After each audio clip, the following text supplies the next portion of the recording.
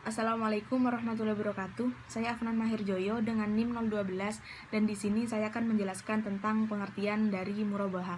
Jadi, murabahah sendiri ini berasal dari kata aribuhu yang artinya yaitu keuntungan. Nah, sedangkan menurut istilah jual beli dengan mendapatkan keuntungan dan sesuai dengan harga pokok. Dan dalam pengertian lain, murabahah ini adalah akad jual beli barang yang ditambah dengan keuntungan yang telah disepakati dengan harga jual sebesar biaya perolehan yang di dalamnya penjual ini harus mengungkapkan biaya perolehan barang tersebut kepada si pembeli.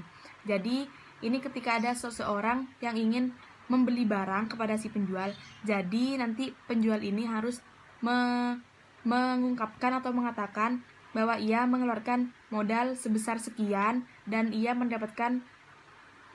mengambil keuntungan sebesar sekian kepada si pembeli. Nah, untuk yang selanjutnya ya ini ada pihak-pihak yang terlibat. Nah, di sini dalam akad murabah ini setidaknya ada 3 pihak yang terlibat dalam akad murabah ini. Ada pihak A, ada pihak B, ada pihak C. Jadi untuk yang pihak A ini ketika dia ingin membeli barang kepada pihak B, lalu sedangkan pihak B ini tidak mempunyai barang yang dimaksud oleh pihak A, tetapi si B ini berjanji untuk membelikan barang kepada pihak A. Lalu si B ini membeli kepada pihak C. Si B ini berjanji untuk membelikan barang kepada pihak A. Lalu si B ini membeli kepada pihak C. Nah, jadi di sini B ini sebagai perantara dan ketika sudah mendapatkan barang tersebut, si B lalu menyerahkannya kepada si A. Tapi di sini si B ini mengungkapkan dan menjelaskan bahwa ia mengambil keuntungan sebesar sekian dan ia juga mengeluarkan modal sebesar sekian kepada si A. Nah, jadi setidaknya dalam akad murabahah ini ada 3 pihak yang terlibat, yaitu ada pihak A, ada pihak B, dan ada pihak C. Assalamualaikum warahmatullahi wabarakatuh. Saya Nurlaila Abidah, NIM 1807211000008. Di sini saya akan memaparkan materi tentang akad murabahah dalam perbankan syariah untuk memenuhi mata kuliah praktikum perbankan syariah. Di sini saya akan memaparkan materi tentang dasar hukum akad murabahah. Di sini dasar hukum pada akad murabahah ini berpegang pada fatwa DSN MUI. Yang pertama di sini ada fatwa DSN nomor 4 garis miring DSN MUI garis miring 4 tahun 2000 tentang murabahah. Yang kedua di sini ada fatwa DSN nomor 13 garis miring DSN MUI garis miring 9 garis miring 2000 tentang uang muka dalam murabahah. Yang ketiga di sini ada fatwa DSN nomor 16 garis miring DSN MUI garis miring 9 garis miring 2000 tentang diskon dalam murabahah. Yang keempat di sini ada fatwa DSN nomor 23 garis miring DSN MUI garis miring 3 garis miring 2002 atau tahun 2002 tentang pelunasan dalam akad murabahah. Yang kelima di sini ada fatwa DSN nomor 46 garis miring DSN MUI garis miring 2 tahun 2005 tentang potongan tagihan murabahah.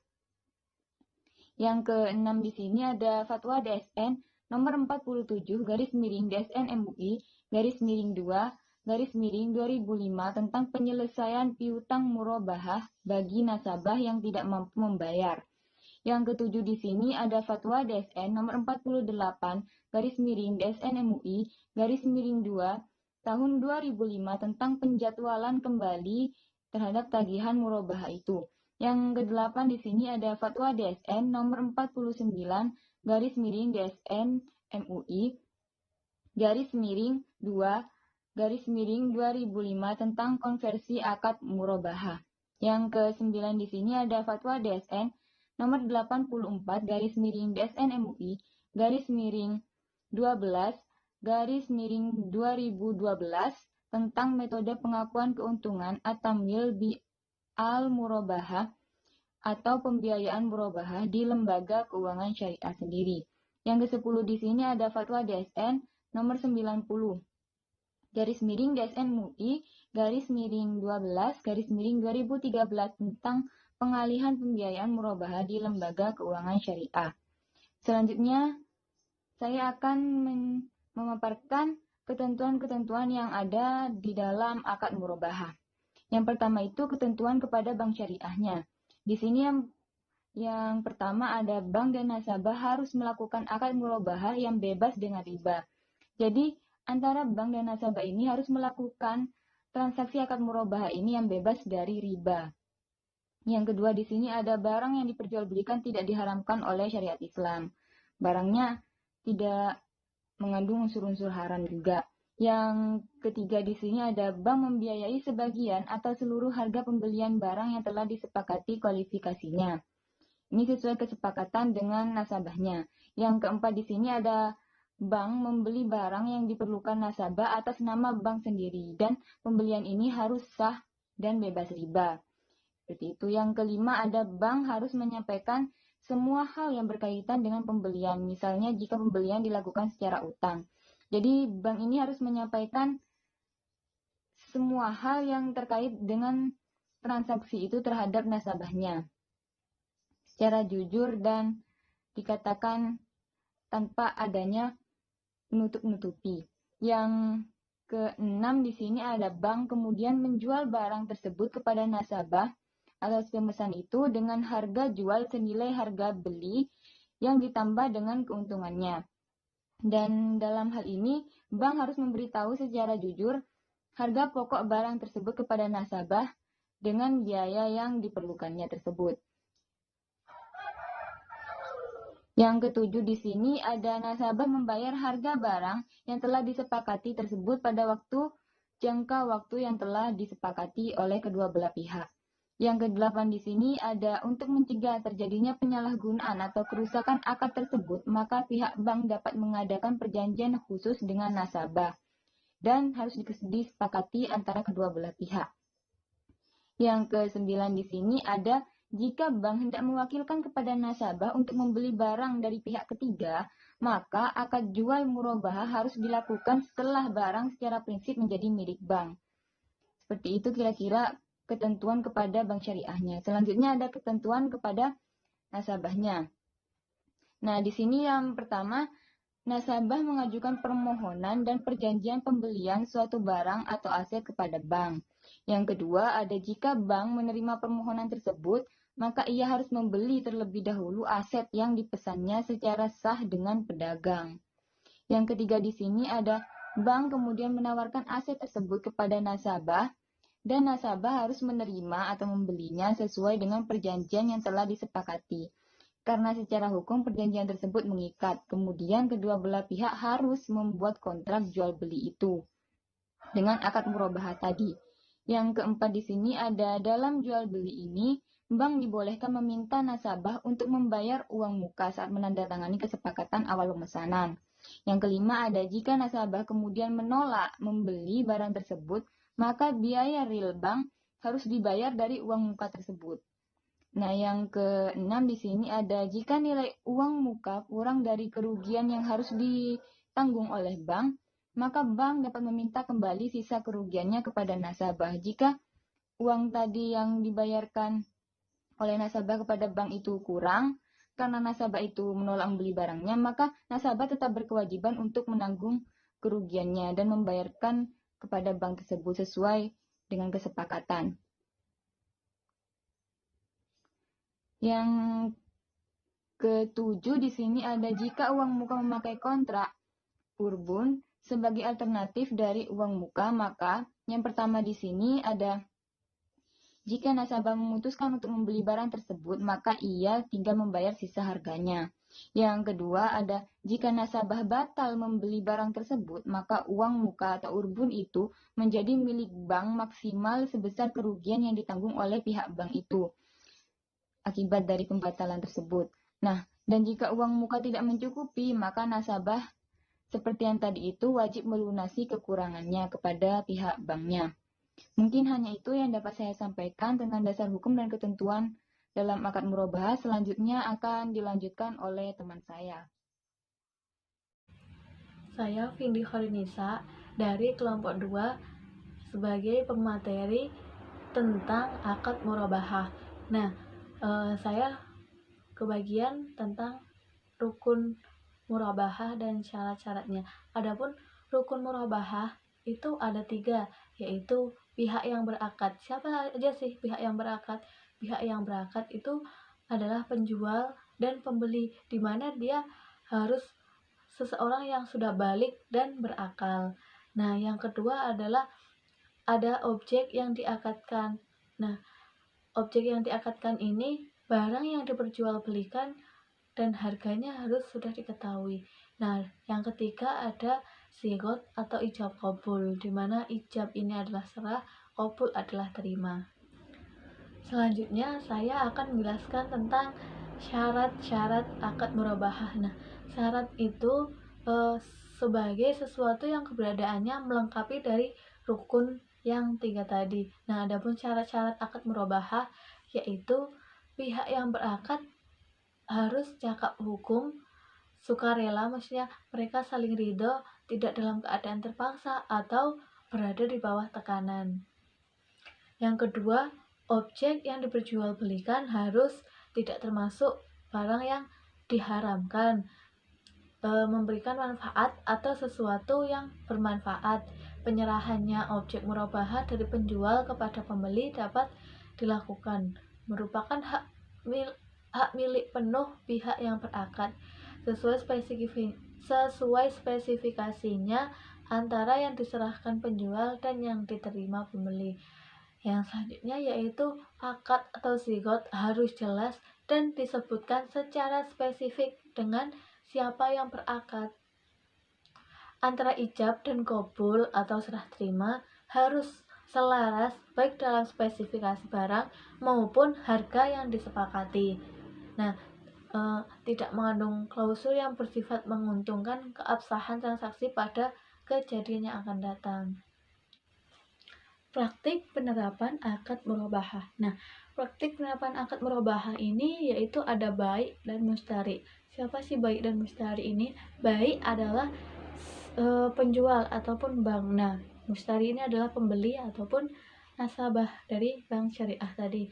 Nah, bank syariah ini mendapatkan manfaat ataupun keuntungan itu dari laba penjualan atas barang, bukan dari kelebihan yang disyaratkan dalam perjanjian pinjam meminjam, karena bagaimanapun juga bank syariah sebagai lembaga komersial pasti ingin mendapatkan keuntungan. Nah, keuntungan yang diperoleh baik adalah markup atau laba dari penjualan barang dalam pembiayaan murabahah. Nah, besarnya markup untuk setiap pembiayaan berbeda. Besar kecilnya markup dipengaruhi oleh besar kecilnya resiko barang pembiayaan itu tadi. Di sisi lain juga dipengaruhi oleh lamanya jatuh tempo pembiayaan seperti yang biasa diterapkan dalam perjanjian kredit. Nah, pada bank konvensional yang menggunakan prinsip semakin lama suatu kredit yang diberikan, maka semakin banyak pula bunga yang didapat oleh pihak bank atau time value of money. Nah, kesepakatan akad dalam pembiayaan murabahah ketika telah terjadi, maka besarnya harga sudah tidak dapat berubah lagi. Namun, untuk menghindari terjadinya awan prestasi oleh mushtari, yaitu maksudnya awan prestasi ini tidak membayar ataupun terlambat mengangsur, maka dalam perjanjian tersebut telah disetujui sebuah klausul tentang pembayaran denda yang harus dibayar oleh mushtari. Selanjutnya yaitu penjelasan proses pembiayaan murabahah. Nah, ada bank, nasabah, dan supplier atau penjual. Nah, yang pertama yaitu prosesnya ada negosiasi dan persyaratan. Nah, ini dilakukan antara bank dan nasabah, di mana pada tahap ini melakukan negosiasi dengan pihak bank yang berhubungan dengan spesifikasi produk yang diinginkan oleh nasabah, baik harga beli, harga jual, jangka waktu mengangsur, jangka waktu mengangsur pembayaran atau pelunasan, serta persyaratan-persyaratan yang lainnya yang harus dipenuhi oleh nasabah sesuai dengan ketentuan yang berlaku pada bank syariah tersebut. Nah, yang kedua adalah bank membeli produk barang yang sudah disepakati dengan nasabah tersebut. Bank biasanya membeli dari supplier. Bisa dilihat skemanya sebagai berikut. Nah, yang selanjutnya yaitu akad jual beli. Setelah bank membeli produk sesuai dengan spesifikasi produk yang diinginkan nasabah, maka selanjutnya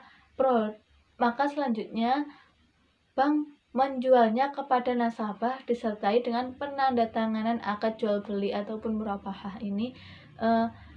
Pada akad tersebut dijelaskan hal-hal yang berhubungan dengan jual beli murabahah. Yang selanjutnya tahap keempat ini yaitu supplier mengirim produk atau barang yang dibeli oleh bank ke alamat nasabah atau sesuai dengan akad perjanjian yang telah disepakati antara bank dan nasabah sebelumnya atau baik dan mushtari. Nah, yang selanjutnya yaitu tanda terima barang dan dokumen. Ketika barang sudah sampai ke alamat nasabah, maka nasabah harus menandatangani surat tanda terima barang dan mengecek kembali kelengkapan dokumen-dokumen produk atau barang tersebut. Yang terakhir yaitu nasabah membayar harga produk atau barang yang dibelinya dari bank. Biasanya pembayaran dilakukan secara berangsur atau cicilan dalam jangka waktu yang telah ditentukan. Selanjutnya, saya di sini akan menjelaskan tentang perhitungan di dalam akad murabahah. Nah, ya di sini saya ambil contoh, yaitu ada seseorang yang ingin membeli barang dengan bantuan pihak bank syariah. Kemudian setelah terjadi kesepakatan di antara dua pihak yang berakad itu, maka di sini akan menggunakan akad murabahah. Nah, karena akan terjadi perjanjian transaksi jual beli antara si pembeli dengan pihak bank syariah. Maka pihak bank syariah ini telah bekerja sama dengan para pemasok barang yang nantinya akan dibeli oleh pihak pembeli itu. Dan di sini pihak bank syariah akan memberikan pinjaman uang dengan ketentuan tambahan margin yang telah disepakati oleh kedua belah pihak yang berakad. Di sini pihak bank syariah juga ikut bersama mengantarkan si pembeli ketika pembelian itu berlangsung. Kemudian harga yang akan dibelinya itu kurang lebih seharga 10 juta. Kemudian pihak bank syariah mengambil margin sebesar 1,5% dan margin ini tentunya sesuai dengan kesepakatan bersama. Kemudian pinjaman ini terjadi pada tanggal 10 Januari 2020. Selanjutnya pihak pembeli mengatakan akan mencicil pembayaran pinjaman itu dalam jangka waktu 1 tahun atau 12 bulan. Maka di sini dapat diperhitungkan yaitu keterangannya plafon atau pinjaman itu sebesar 10 juta rupiah dengan margin tadi yang telah disepakati yaitu 1,5%. Kemudian jangka waktunya selama 1 tahun atau 12 bulan. Maka di sini perhitungan marginnya yaitu dengan plafon atau pinjaman dikali margin dikali jangka waktu sama dengan total margin yang harus dibayarkan oleh si pembeli tadi atau nasabah itu. Yaitu plafon atau pinjamannya ini dimasukkan sebesar 10 juta rupiah, kemudian dikali dengan margin 1,5% atau 1,5/100, kemudian dikali dengan jangka waktunya yaitu 12 bulan. Sama dengan, maka hasilnya di sini marginnya yang harus dibayarkan oleh pihak nasabah itu sebesar 1.800.000 rupiah. Kemudian selanjutnya ada perhitungan total pembayaran yang harus dilunasi oleh si pembeli dalam jangka waktu 1 tahun. Yaitu di sini ada plafon atau pinjaman yang ditambah dengan margin tadi yang sudah dihitung sama dengan total pinjaman yang harus dibayar.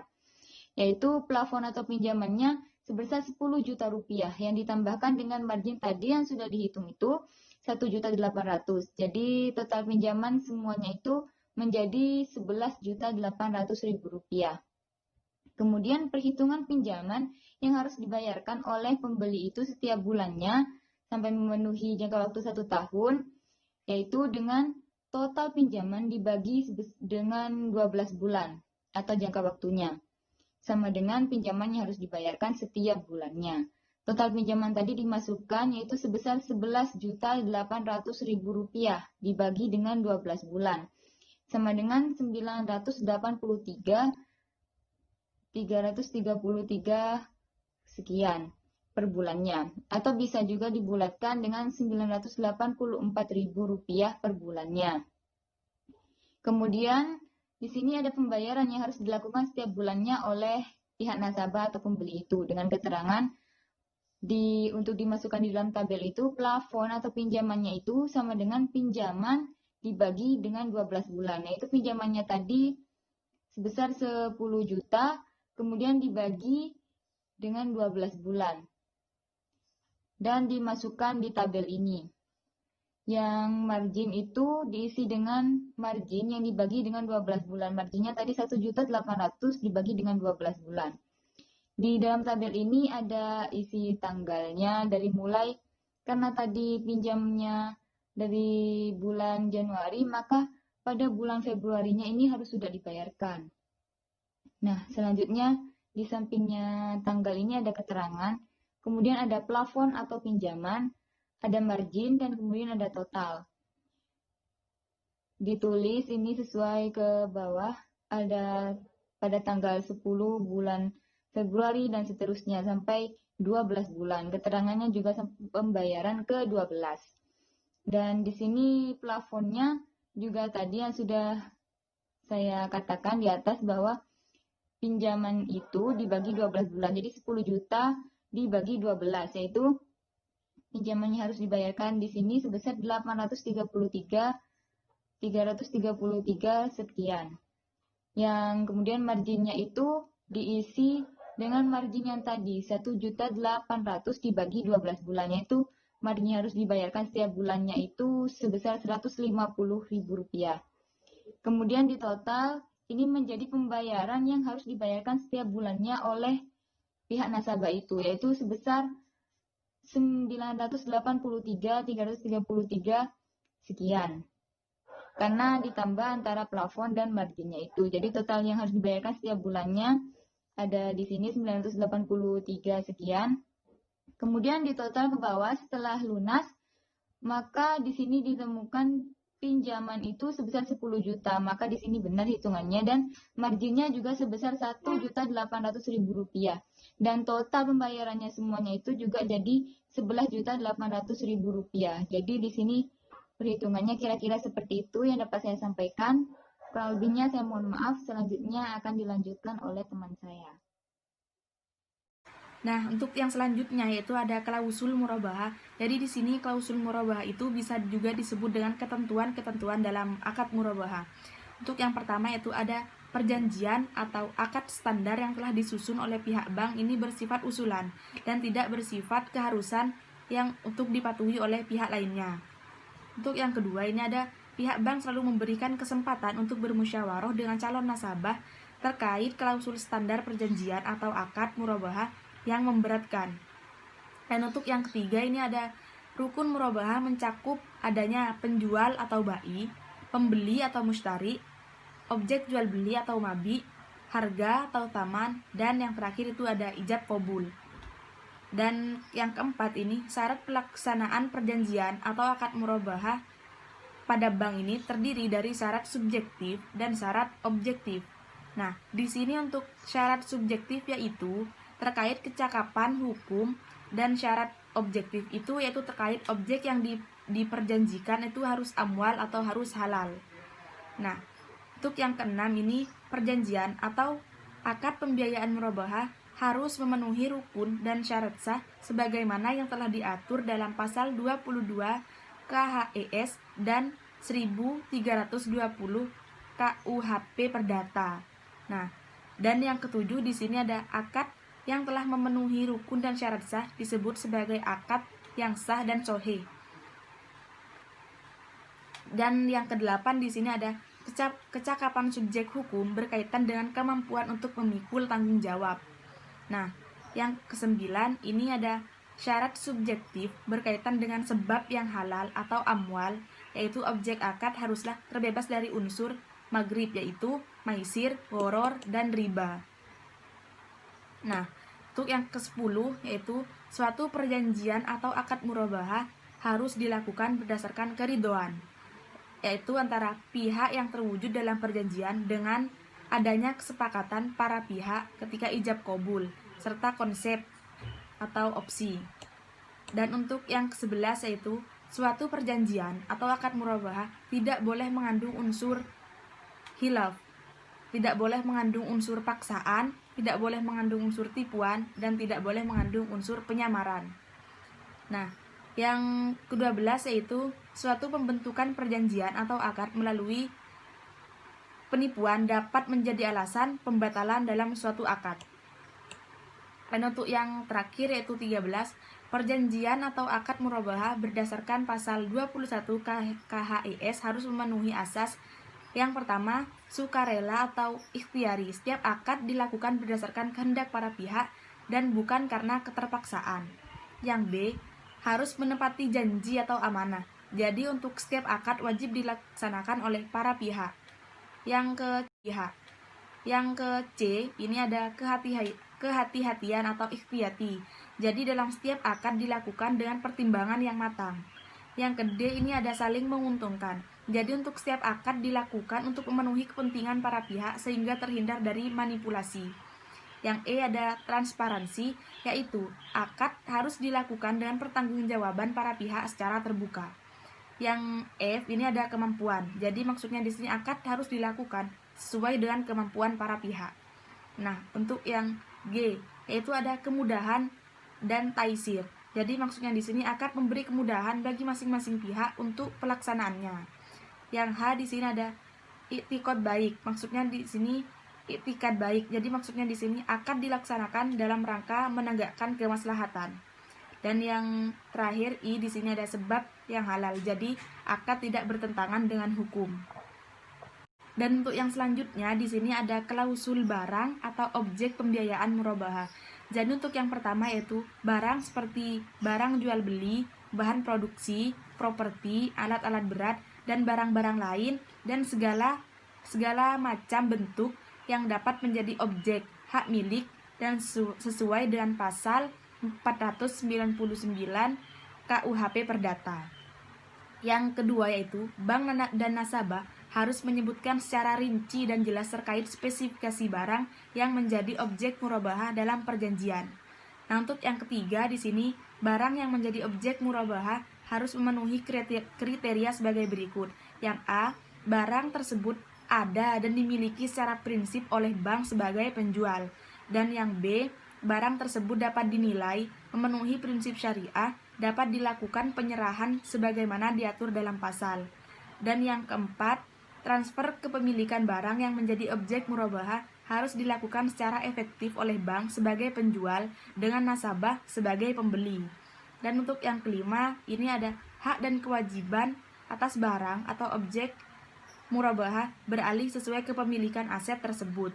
Dan untuk yang keenam yaitu setiap cacat yang ditemukan dan diketahui pada objek murabahah sebelum penandatanganan akad berakibat pada munculnya hak untuk pemilih bagi nasabah untuk melanjutkan akad tersebut atau membatalkan atau mengakhiri kontrak tersebut. Untuk selanjutnya yaitu ada klausul kesepakatan jual beli. Untuk yang pertama yaitu apabila bank telah menyetujui permohonan pengajuan pembiayaan, maka nasabah wajib mengirimkan pemberitahuan transaksi secara lengkap kepada bank dengan dokumen permohonan yang dibutuhkan dalam jangka waktu yang telah ditentukan oleh bank untuk melaksanakan pembelian barang. Untuk yang kedua yaitu atas dokumen yang telah diberikan oleh nasabah, maka bank wajib memeriksa pemenuhan seluruh kelengkapan persyaratan pendahuluan tersebut. Dan untuk yang ketiga, semua resiko sehubungan dengan barang akan beralih kepada nasabah pada tanggal ketika bank mengkonfirmasikan penerimaannya atas penawaran yang disampaikan oleh nasabah. Sekian dari saya, kurang lebihnya saya mohon maaf. Wassalamualaikum warahmatullahi wabarakatuh.